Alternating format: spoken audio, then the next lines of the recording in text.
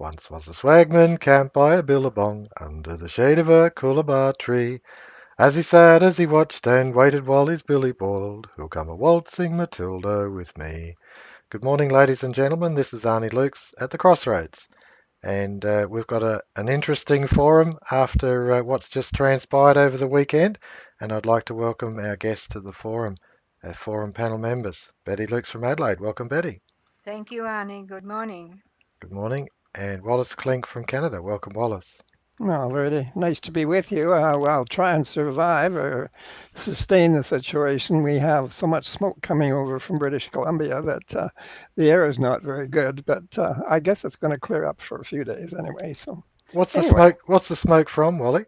it's from an unprecedented number of fires within the province. I think that they have something like 540 or 50 fires going, if you can believe it. Through the forests and that. Yeah. Wow. And I think it's causing also a water problem.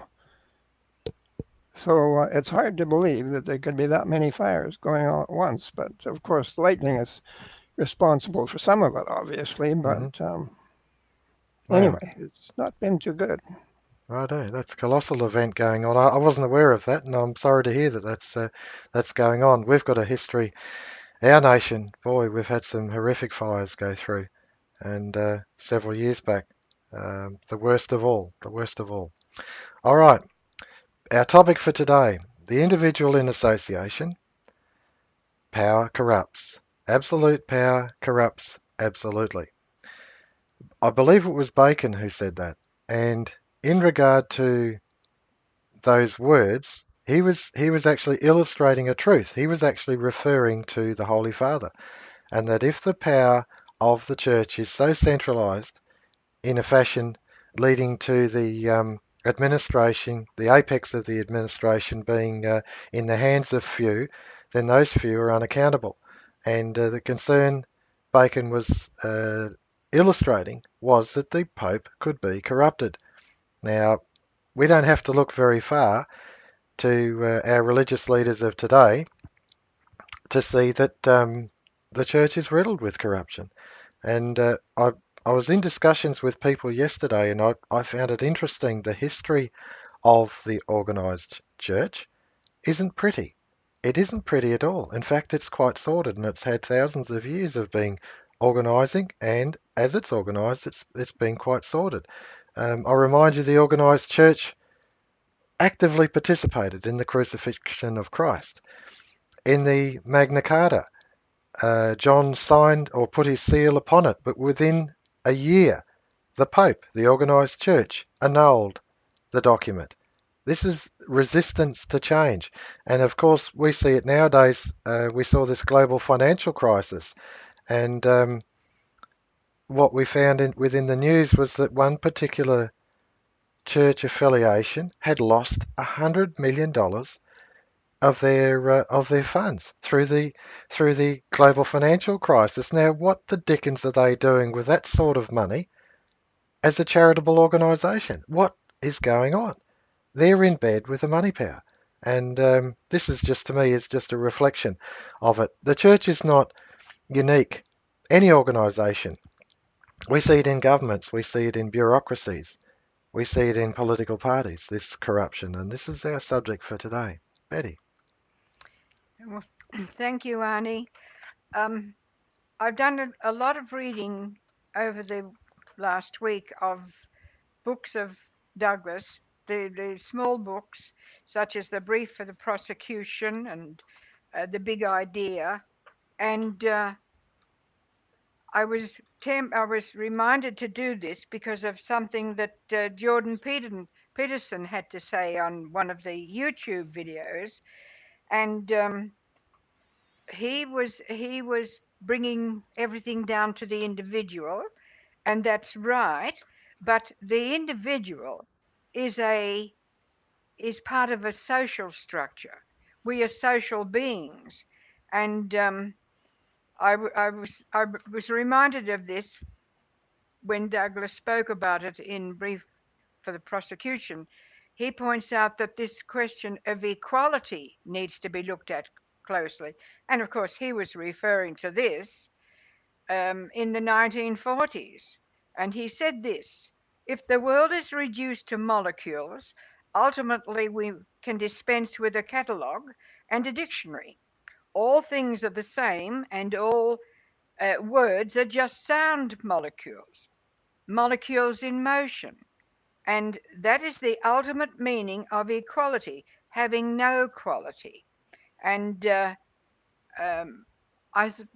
it was that Jordan Peterson referred to British common law when he made the point about the Canadian law, the mandatory language for transgender terms.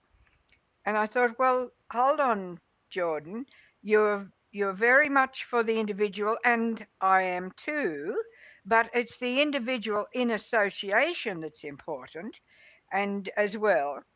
And if you're going to try to reduce everything to the individual, where is the where is the culture? Where is the structure? Where are the systems that serve man? They come from a philosophy, and the English common law came from a philosophy. Thank you, Betty. That's an interesting opening salvo.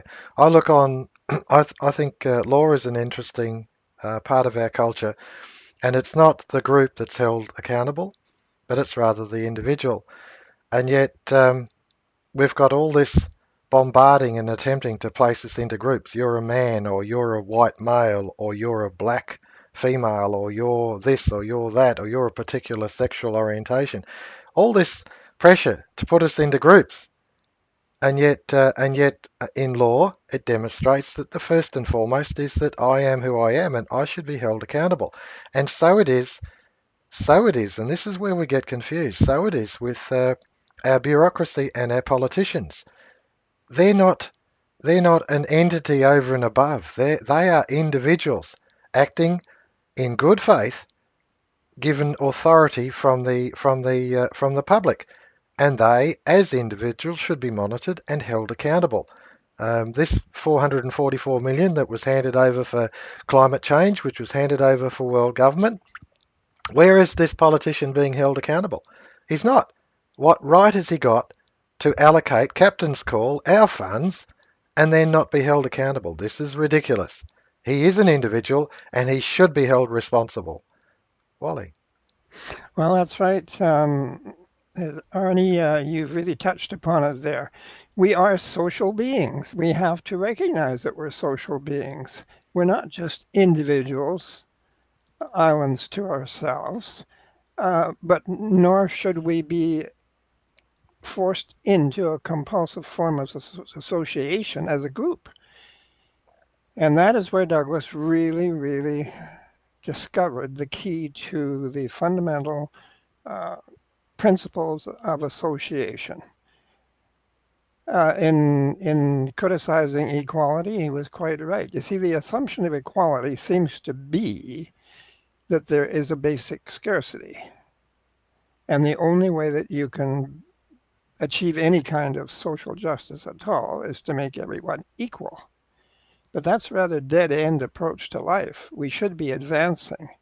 We should be allowed to be unequal so that we can actually produce a more rich culture, social life, and also, of course, economy.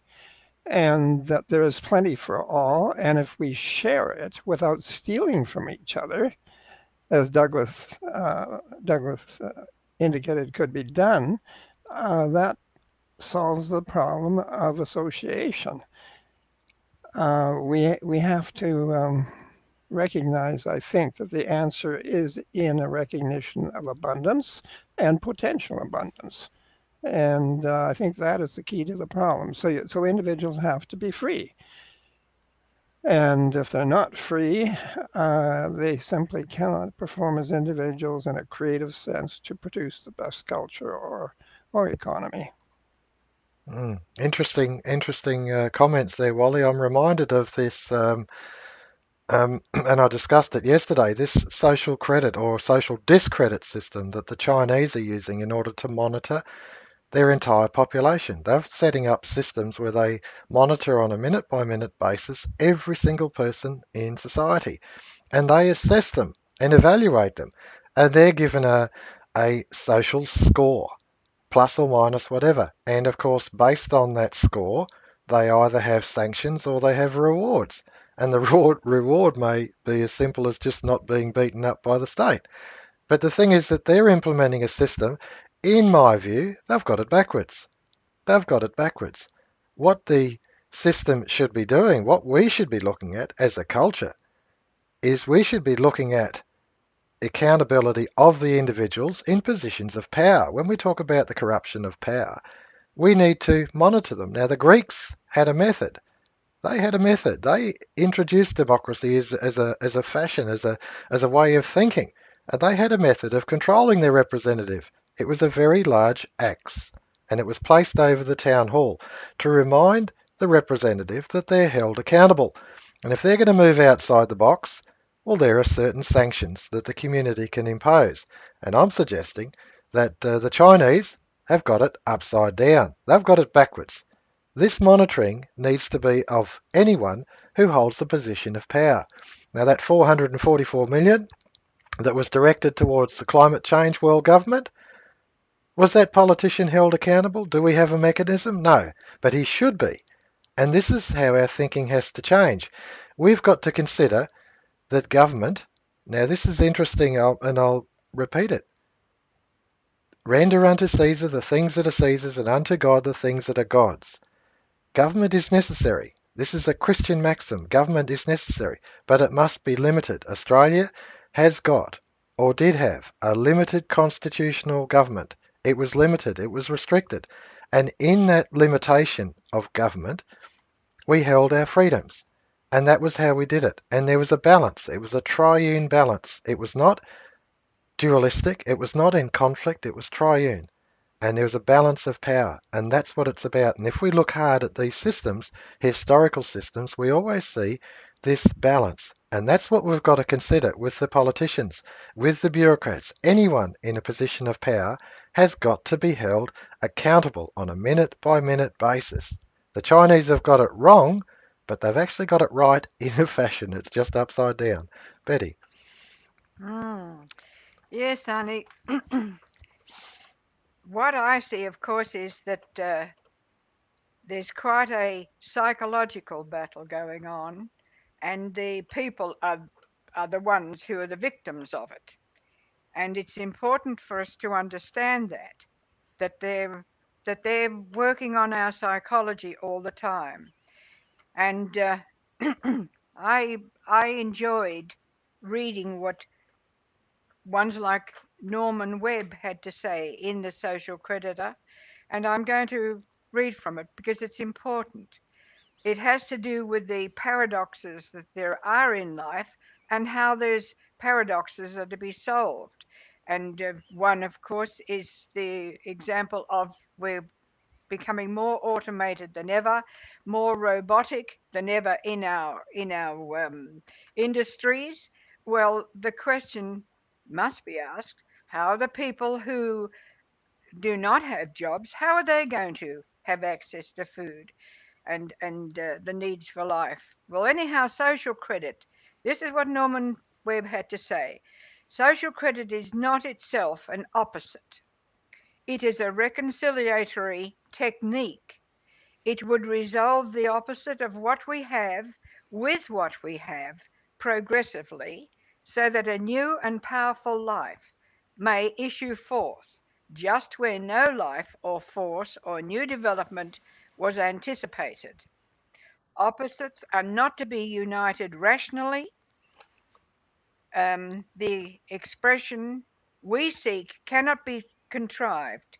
It can be created only through living.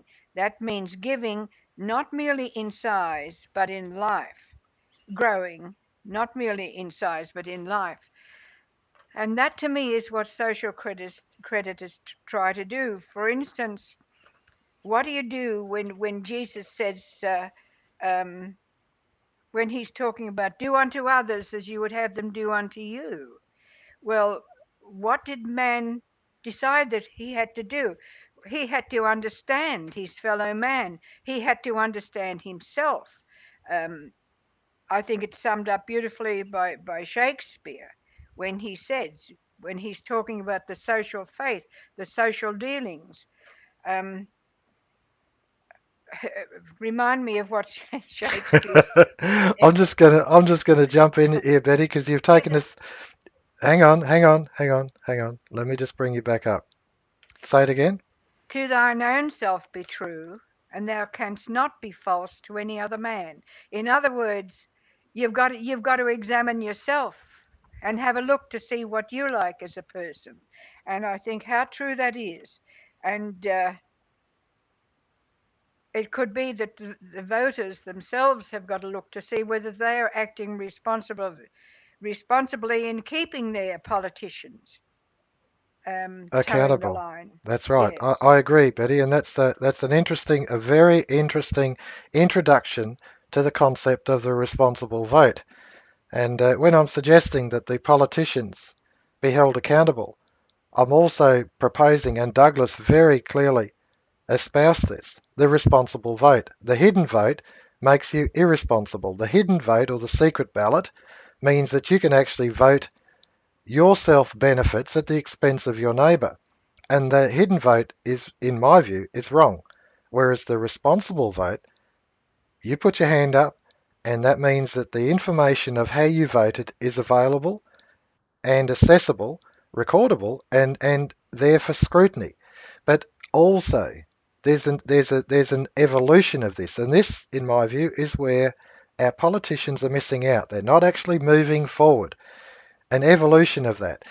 If I'm going to be held accountable for my vote, and if I'm going to actually have it on display, I should also be in a position that if my representative decides to allocate $444 million to his climate cronies for world government, I can actually withdraw my vote in support of that person. And then when sufficient people have withdrawn their vote, that representative is forced back to the electorate to be held accountable. So the responsible vote is not only the vote being held responsible, not only the voter being held responsible, but the politician and bureaucrat who's the outworking of that should also be held responsible. The responsible vote has got three legs to it, three arms to it. The vote itself, recorded and available for scrutiny so that fraud is just minimised. The individual who makes the vote, let him be held accountable for it so that he doesn't, if you like, rob Peter to pay Paul, but he accepts responsibility for what he's done, and that the politician, the bureaucrat, and I mean not just CIR, I mean every person who is the beneficiary of any of the public purse, any person. And that means, if you're on a jolly somewhere and it's discreet and it's hidden, no, all these things need to be public and accountable. And that to me is not invisible government, it's very visible government. Wally. Well, I agree with you, Arnie. It does seem on the surface of it to be evasive and deceitful that people should make decisions in secret. In most of our relationships in society and smaller groups and so on, we will take a vote by a show of hands. Everyone does reveal who they are when they take a position. If we discuss something in the family, we all discuss it openly, right? We don't go into closets or secret places in order to discuss these matters. And it seems if you're going to be true to yourself and true to your fellow man, you have to be open. Otherwise, it does seem to be quite wrong that people can vote themselves benefits or vote somebody else benefits in a secret sort of manner that is irresponsible, as you say. So I agree with you on that. By the way, I think Douglas had an expression, Daemon est Deus inversus. In other words, the devil is God upside down. Excuse me, you were saying that the Chinese and their new version of social credit as they have it are upside down, that they've got it the wrong way around. And the thing of it is true, because if the government were God, there'd be no problem. But the government is not God. The government cannot appropriate to itself the right to make final decisions about what is right and wrong. There is such a thing as natural law. Now, in the communist system in China, it's a rather mixed economy, but it's basically a one-party state. They are setting the norm for moral behavior. And in our part of the world, in our history, we have accorded the norm to lie in natural law, which comes from God or whatever that power in the universe is, so that when you appropriate to yourself the right to make decisions like that, you are really making an enormous power grab, and it's very, very dangerous. It's the opposite of freedom. It's the opposite of responsibility, really, because you really don't have any choice. The state sets the standard, and you don't have a choice that goes beyond the standard that they set. It's a big subject. I think, were you talking about Lord Acton, or were you talking about someone else about power corrupting? You're right. You're right, Wally. Thank you for the correction. It was Lord Acton. It was not Bacon. It was Lord Acton. Thank you. I wasn't sure if Bacon had made some similar comment, but I knew it was Acton. That's the situation, and there's no substitute for freedom, because freedom bears responsibility. It bears and it bears fruits. And without freedom, you cannot get those fruits. Without responsibility, you can't have freedom. Thank you, Wally. That's beautifully put. I'm not going to grab the floor. I'm going to put it back to Betty just to keep it going. Betty. My thoughts are that we must free our minds from the conditioning that we have received for so long, and we need to consciously cultivate a mental attitude. I'm reminded of that by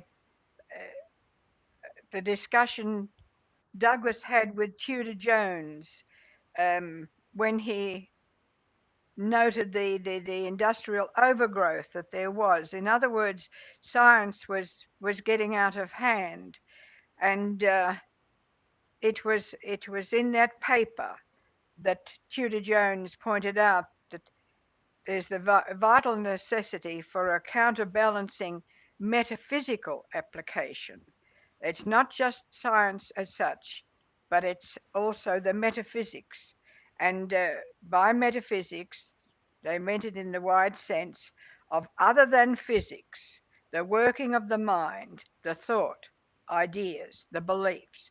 And of course, that brings us back to Christianity and the philosophy of Christianity. Thank you for that, Betty. I'm reminded of industrialization and an ethical position in regard to industrialization.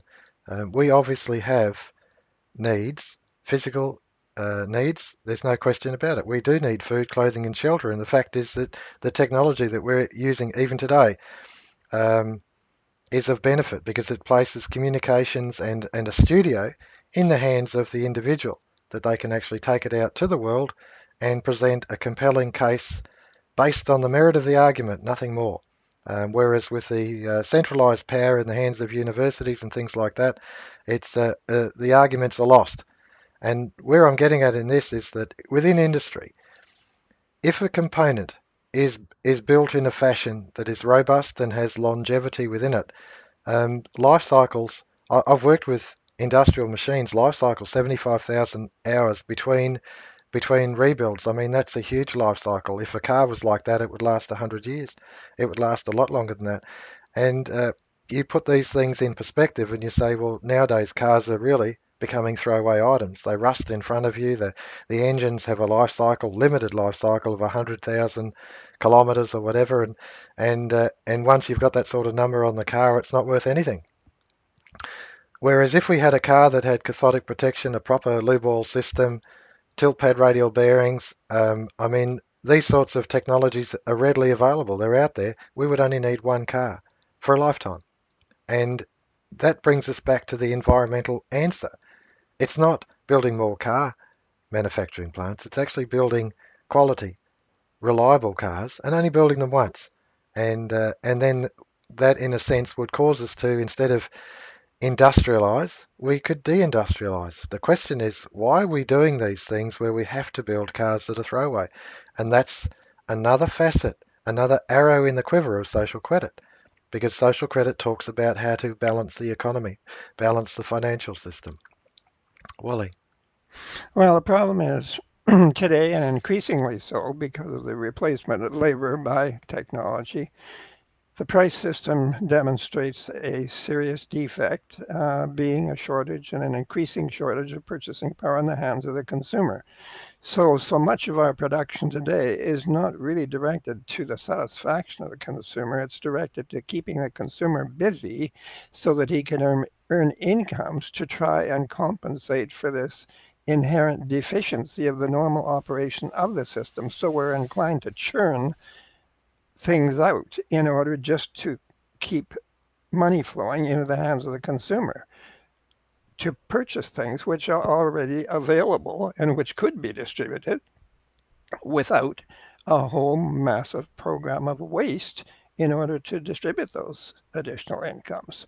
If the goods are there, it should not be a very challenging problem to devise a means of providing the consumer with adequate purchasing power so that he can consume or claim the goods that are coming off the production line at any given time. And after all, the real cost, the physical cost of producing those goods has already been met. So what sense does it make to pass the costs of that production on as a charge against future production? It's quite irrational. In fact, it's technically insane to do a thing like that because it does, as you say, add a lot of completely unnecessary burdens and waste to our environment. Um, there are genuine increases or improvements in technology that take place, and it justifies. Eventually, things will become obsolete. They either wear out or they become obsolete. But that is something that doesn't even begin to compare to what we have today. And war is the greatest example of waste, wanton waste and destruction. It distributes.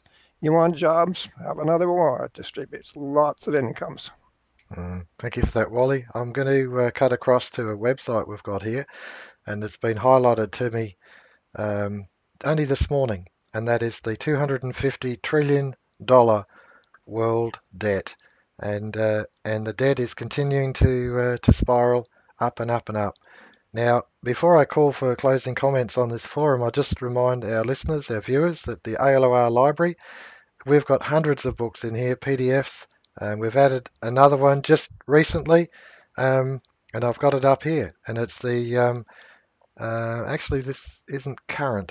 Okay, the case for Alberta, I've only just put it up the other day, but it looks like the website hasn't updated. I'll chase that up after this meeting. Closing comments, please, Betty. Well, the principles that we as a nation would have understood um, were stated many years ago. And I often refer to the Liberal Party's statement of beliefs, the 1949 statement of beliefs. And just listen to this. We believe in the great human freedoms to worship, to think, to speak, to choose to be ambitious, to be independent, to be industrious, to acquire skill, to seek and earn reward. Now, of course, that um, the situation would have changed because we're a dynamic society. Our systems are dynamic, industrial systems, and it's got to the stage we don't need everyone to work now, and that's why social credit does its best to update people and make them realize the world we live in. Thank you for that, Betty. Closing comments, Wally. Yes, and the fact that you may not be employed in a factory serving under somebody else's direction does not mean that you're not going to be busy or that you're not going to be doing something creative, meaningful. In fact, that will give you the opportunity, the leisure that you would have would give you the opportunity to be much more involved in things like that. Douglas did say that anyone who just wants to sit in a corner in a state of atavism is probably sick, probably psychologically ill. So it's not, it doesn't assume that everybody's just going to sit down and do nothing. That's not what life is all about, and no normal person would want to do that. Life is too exciting. It's too much of a challenge. So that's not what would happen. And you mentioned this debt. You mentioned this over $200 trillion and some of debt. And people will sometimes have a little glimmering of curiosity, and they say, who do we owe this debt to? Well, I'll tell you who we owe it to. We owe it to ourselves.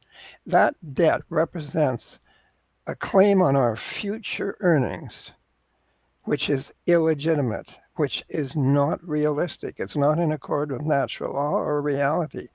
It represents money. It represents purchasing power, a claim on goods and services which has been, if you want, stolen from the general public by our system of credit and cost accountancy. It belongs to us, and it should have been paid to us in dividends. After all, business gets dividends. Why should not citizens? The nation as a whole is a large, in a sense, corporate effort on the part of the people from the standpoint of economics, and it should pay a dividend, and we should be in receipt of those dividends.